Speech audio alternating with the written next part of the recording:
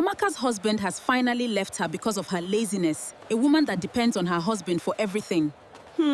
Jesus.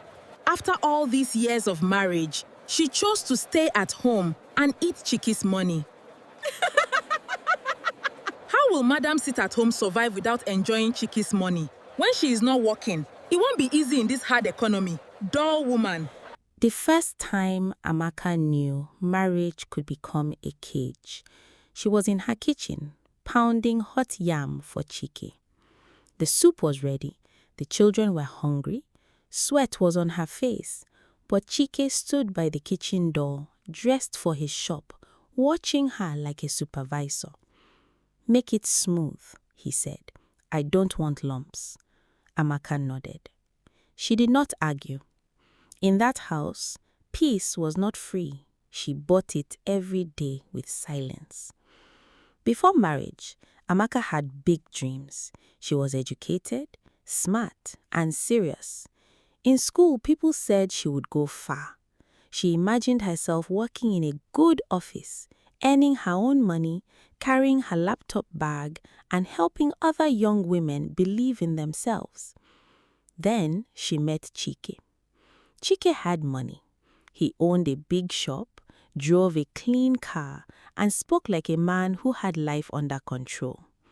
During courtship, he bought gifts and made sweet promises. "You will never suffer with me," he told her. Amaka smiled. "I don't want to sit idle. I want to work too." Chike laughed softly. "We will talk about that after marriage." But after marriage, "we will talk" became "I have decided." A few months after their wedding, Amaka dressed for a job interview. She wore a neat blouse, arranged her hair, and held her file close to her chest. Her heart was beating fast with hope. As she was about to leave, Chike saw her. "Where are you going?" "For the interview I told you about." His face changed. "My wife will not work under another man." Amaka thought he was joking. "Chike, it is just an office job. I studied for this." "You studied, yes, but now you are married. Your first job is this home." That day, Amaka did not go. She removed her shoes, changed her clothes, and entered the kitchen. She told herself another chance would come. Maybe Chike needed time. Maybe marriage needed patience. When she complained to her mother said, "My daughter, be wise. If your husband says stay at home for now, stay. With time, he will change." So Amaka stayed. Days became months. Months became years. Every morning she woke before everybody. She swept, cooked, washed plates, packed the children's things, ironed Chike's clothes, and prepared whatever he wanted. Most times, Chike wanted pounded yam and egusi. Not poundo, not semo, real yam. So Amaka pounded until her arms hurt. Boom, boom, boom. The sound was like her dreams being crushed inside the mortar. Outside, people only saw one thing. Amaka did not work. They did not see the interviews she missed. They did not see the job letters she never submitted. They did not see the tears she swallowed. At church, women whispered, "There goes Madam Sit at Home. Her mates are working in banks. Degree holder, but she is eating her husband's money." Amaka heard everything, but she kept walking. One Sunday, Chike's mother visited. Amaka served her water and greeted her well. Chike's mother looked around and said, "So, this is what you do every day? Stay at home and eat my son's money?" Amaka swallowed hard. "Mama, I take care of the house and the children." The woman laughed. "Every woman takes care of children. That is not achievement. My other sons married hard-working women, but you, degree holder with no use." Chike was there. He heard everything. He said nothing. That silence broke Amaka more than the insult. That night, Amaka told him, "Your mother called me lazy."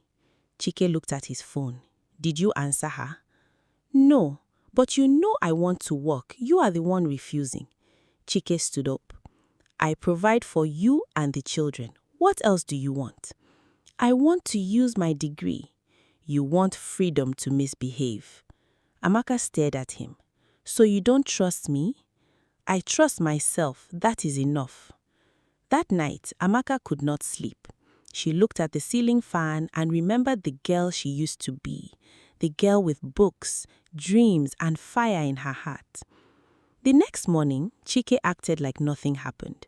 He said, "Prepare pounded yam before I come back." For 1 second, Amaka wanted to say no, but she looked at the children and kept quiet. She said, "Okay." When Chike left, she entered the kitchen and wiped her tears.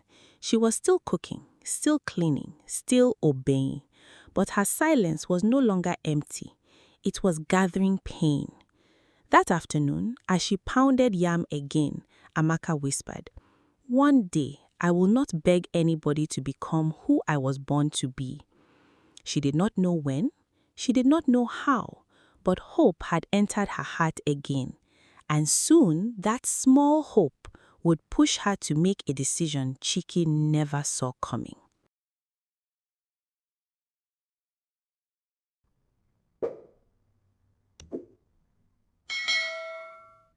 Madam Sit at Home. The name did not start in one day. At first, Amaka heard it like small joke, one whisper at church gate, one careless talk in the market, one laugh from women who greeted her with smile but carried bad story in their mouth. Madam Sit at Home. The first day she heard it well, she was coming back from market with her children. She carried tomatoes, pepper, and onions in one nylon bag. Her little daughter held the edge of her wrapper. 2 women stood near a shop looking at her. "That is Chike's wife," one said. "The one that does not work?" "Yes, Madam Sit at Home." They laughed. Amaka heard them, but she kept walking. Her daughter looked up. "Mommy, why are they laughing?" Amaka forced a smile. "Nothing, my baby. Just walk." But inside her heart, that name stayed like a stain on white cloth. They said it as if she enjoyed begging Chike for feeding money, as if she threw her degree away by herself, as if she loved waking up every day to cook, sweep, wash, pound yam, iron clothes, and wait for her husband like house help with wedding ring. Nobody knew the truth. Nobody knew Amaka had tried. Nobody knew Chike was the wall blocking her way. At home, she still did everything. Before sunrise, she would wake up, boil water, prepare breakfast, pack the children's things, sweep rooms, wash plates, check Chike's clothes, and plan his food before he even asked. And Chike always asked, "Amaka, what are you cooking today?" "Rice and stew." "No, I want pounded yam and egusi." "Chike, I cooked yam yesterday." "So, is yam now gold?" Amaka kept quiet. In that house, the argument was like pouring kerosene near fire. But outside, the insults became too much. Even in church, women used sweet voice to wound her. "Amaka, you are enjoying no office stress. Your own na soft life, just stay at home and eat." Amaka would smile, but the smile had no strength. One afternoon, her university friend Ngozi visited. Ngozi looked at Amaka folding Chike's shirts, looking tired even while sitting down. "Amaka, this is not you," Ngozi said. Amaka looked up. "What do you mean?" "You are disappearing inside this marriage." Amaka tried to laugh, but tears came. "Ngozi, I am tired." "Then try again." "How? Chike will not allow me." "Apply first. Let the job come. Then we will know the next step." That sentence gave Amaka small courage. The next week, Ngozi took her to a bank recruitment office. Amaka wore a simple blouse and skirt. Her shoes were old but clean. Her file was pressed to her chest like gold. During the interview, her voice shook at first. Then the old Amaka came back. She answered well. For the first time in years, people listened to her brain, not because of food she cooked. 3 days later, her phone rang. "Mrs. Amaka Okafor, congratulations, you have been selected." Amaka sat down. Tears filled her eyes. She could not even shout. That evening, she cooked with joy. Even the pounded yam felt light. When Chike entered, she rushed to him. "Chike, I got the job." He paused. "Which job?" "The bank job. They selected me." For 1 second, she waited for his smile. Instead, his face became hard. "Over my dead body." Amaka froze. "Chike, please." "I said no." "But this is a good job. My qualification helped me get it." Chike dropped his key on the table. "Women who work in banks are not responsible." "That is not true. In this house, what I say is the final." Amaka begged. She told him people were mocking her. She told him she wanted to support the family. She told him she was tired of being called lazy for a life he forced on her. Chike did not shake.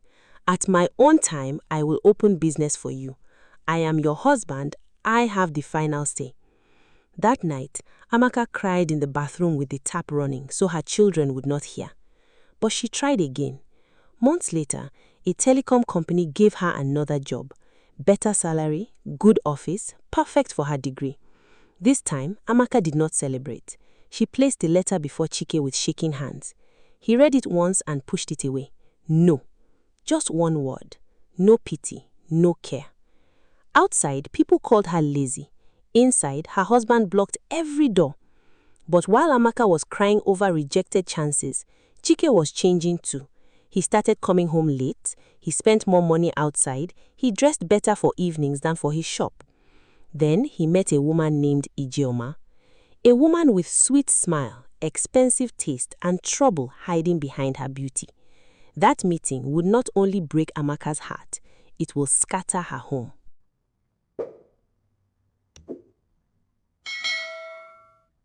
After Amaka saw Ijeoma's name on Chike's phone, the house became colder.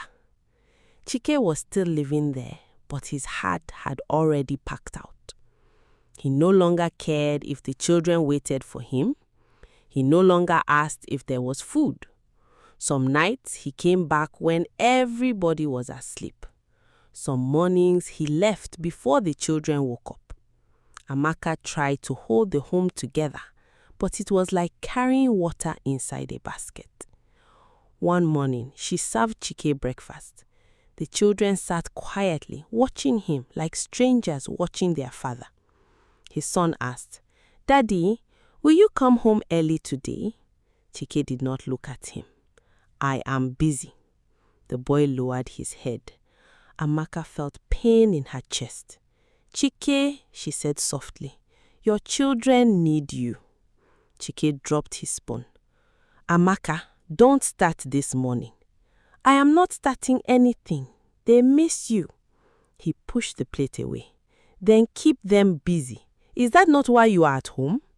The words hurt, but Amaka did not shout. She had cried enough to know tears no longer moved Chike. From that day, things got worse. Chike spent more nights outside. When he came home, his clothes smelled of perfume that was not his own. Sometimes Amaka saw lipstick stains on his collar. Sometimes she found hotel and restaurant receipts inside his pockets while washing clothes. But if she asked, he became angry. "Are you now investigating me?" Amaka would keep quiet. Outside, Ijeoma was enjoying Chike's money. She asked for bags, jewelry, no chairs for her restaurant, and even money for a bigger kitchen. Chike gave her almost everything. He wanted to impress her. He wanted her to keep calling him big man. One evening, Ijeoma sat with him in her restaurant. "My love," she said, "this place needs a new look." Chike smiled. "What do you need?" "Just money for upgrade." She mentioned the amount. Chike blinked. "That is a lot." Ijeoma's face changed. "So now I am too expensive for you?" "No, I did not say that. You men like strong women until it is time to support them." Chike quickly softened. "Don't worry, I will handle it." Ijeoma smiled again. That smile was her hook, and Chike kept swallowing it. At home, Amaka managed small feeding money. Chike would drop cash on the table like he was paying a worker. No love, no talk, no care. One day, the money was not enough. Chike, foodstuff is costly now.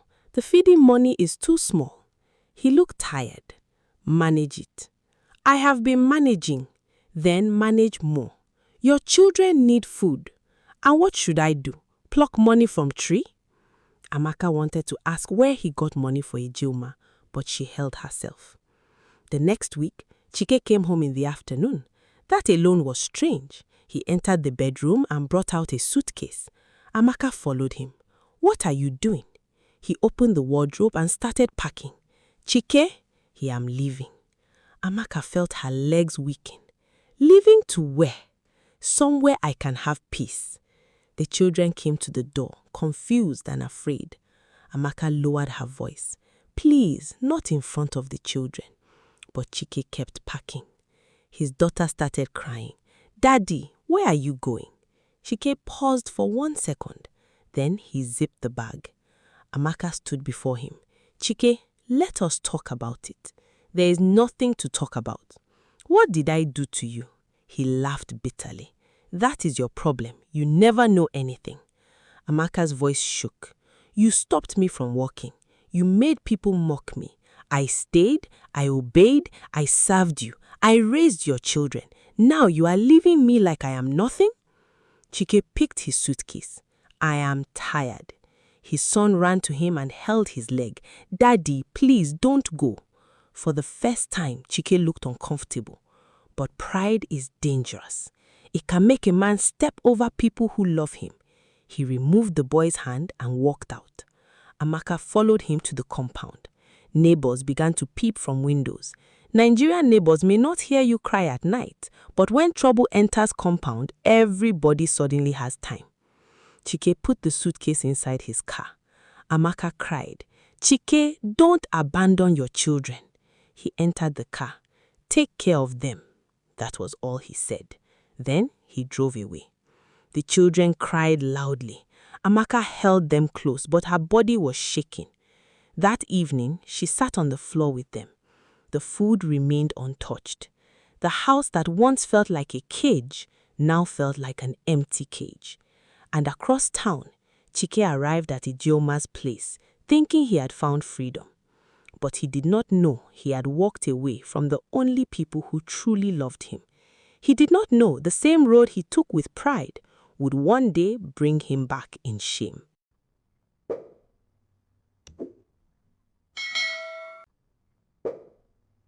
When Chike drove out of the compound that day, Amaka thought pain had finished dealing with her. But she was wrong. Chike did not come back.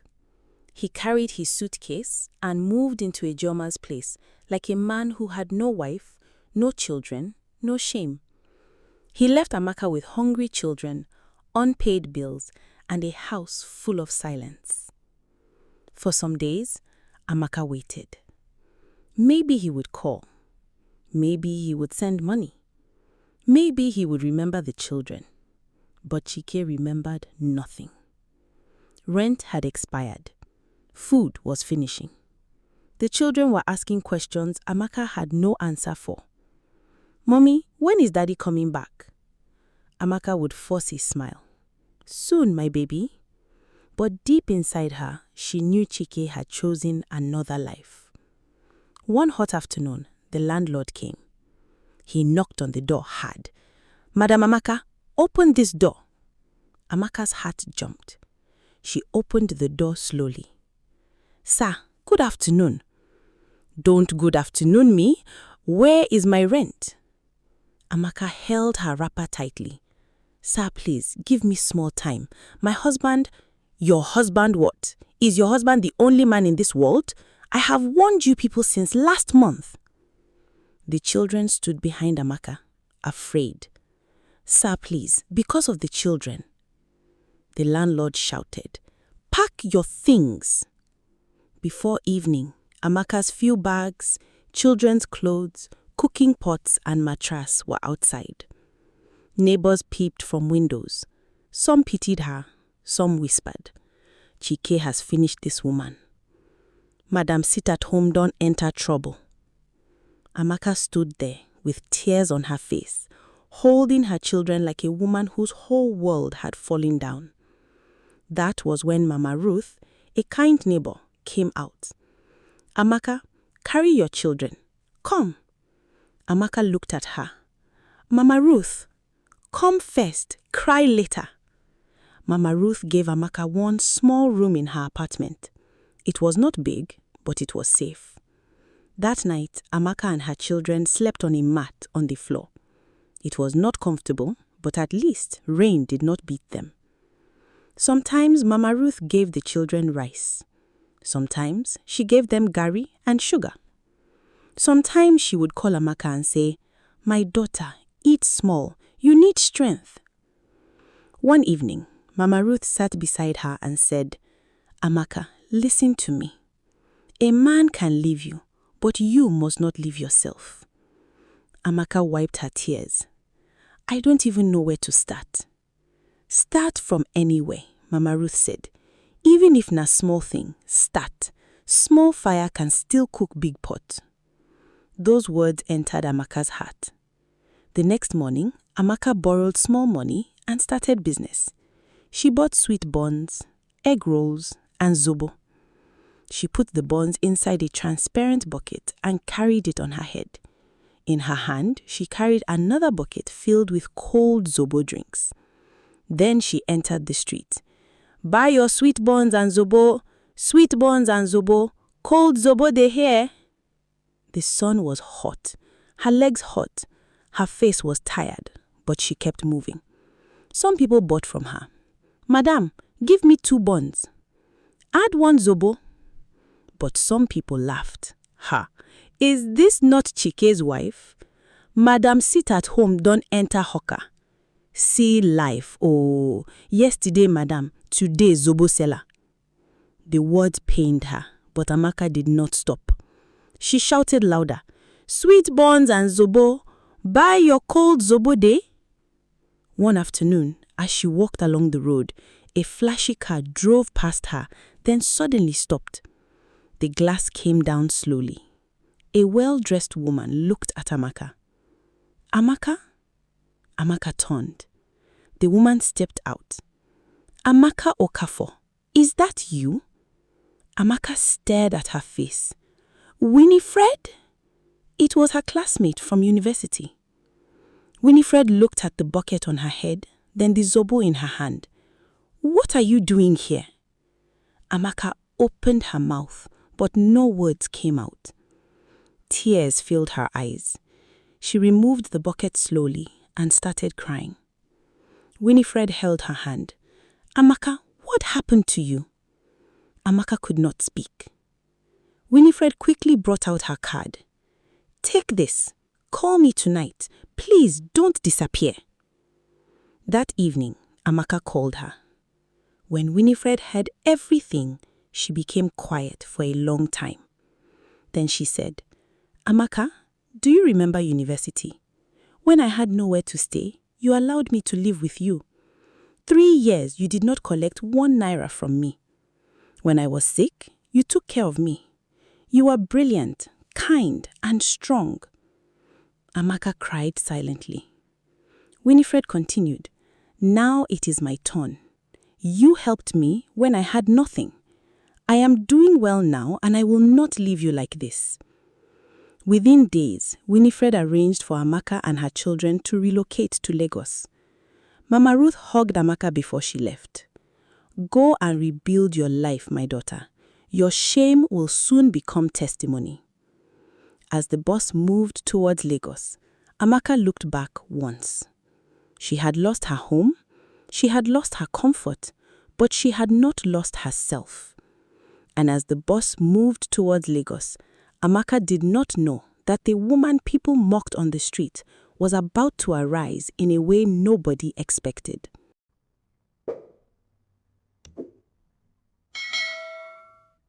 When Amaka entered Lagos with her children, she did not look like a woman going to success.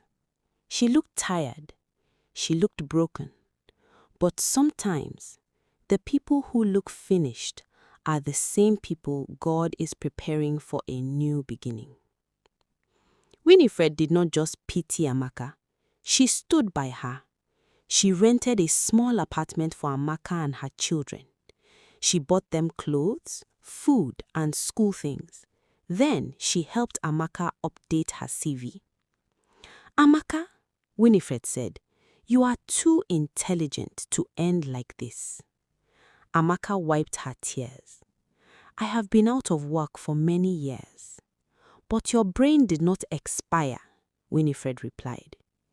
Within weeks, Winifred helped her apply for jobs. Because Amaka had a good degree and still spoke with confidence, a big oil company invited her for an interview. That day, Amaka wore a clean corporate gown.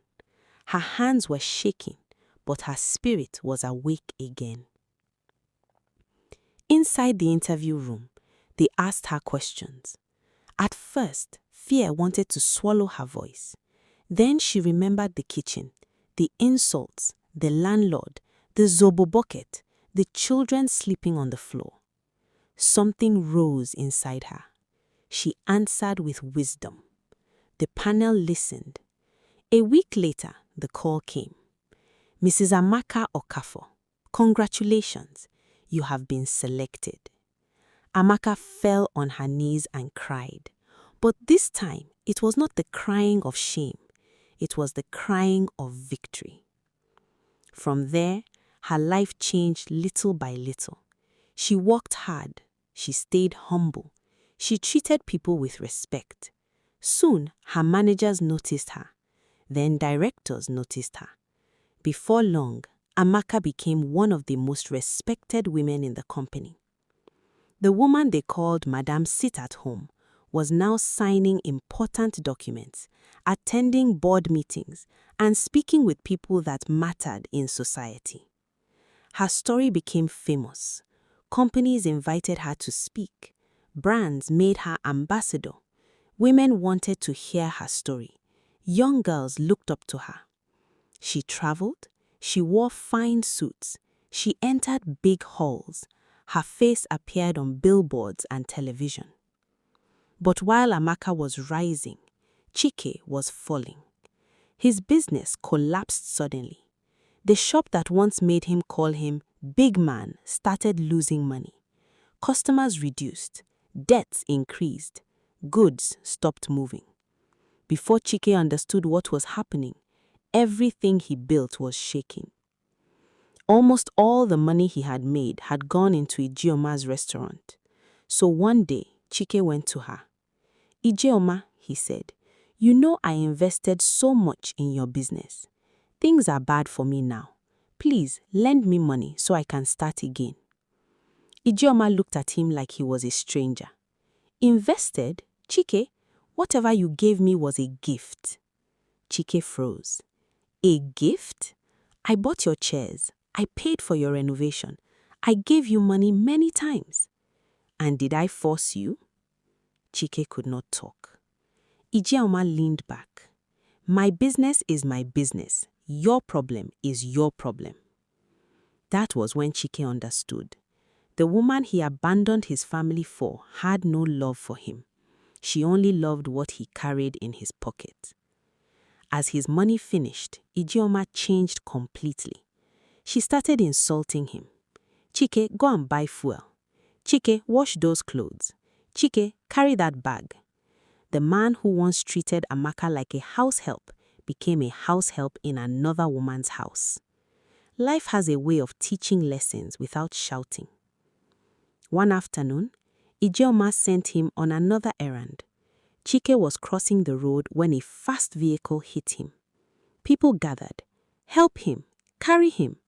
He was rushed to the hospital. Days later, the doctor gave the news. Chike had a spinal injury. He might never walk again without a wheelchair. When Ijeoma heard it, her face became cold. "So now you have no money and no good health?" Chike looked at her with tears. "Ijeoma," she stood up. "You are useless to me now. Go back to your family." That was how Ijeoma threw him out. Chike's mother took him in. The same proud Chike now sat in a wheelchair depending on his old mother for help. Every night, regret visited him. He remembered Amaka. He remembered how she begged to work. He remembered how he blocked her dreams. He remembered how his children cried the day he left. One afternoon, he was watching television when he saw a woman on the screen. At first, he did not believe his eyes. It was Amaka. She stood on a big stage, dressed in a beautiful suit, speaking to women and young girls. The screen showed her name, Amaka Okafor, oil executive, brand ambassador, women empowerment voice. Chike started crying. Amaka, he whispered, what have I done? After many days, he found courage and called her. When Amaka saw his name, her heart became heavy, but she answered. Amaka, Chike cried, please forgive me. I destroyed everything. I was foolish. I was proud. I failed you and the children. Amaka was silent. Then she said, Chike, I forgive you, but I will not return to that marriage. He cried harder. Please, Amaka. No, she said gently. The pain was too much. The betrayal was too deep. I will not live with you again as husband and wife. Chike covered his face. But because you are the father of my children, I will help you. And Amaka did. She paid for better treatment. She arranged support for him. She made sure he did not suffer hunger. But she never returned to him. Her children grew up well. They got scholarships abroad and became successful in their own way. As for Chike, he lived with regret. Not because Amaka became rich, but because he finally understood that the woman he tried to bury was the same woman who could have helped him rise.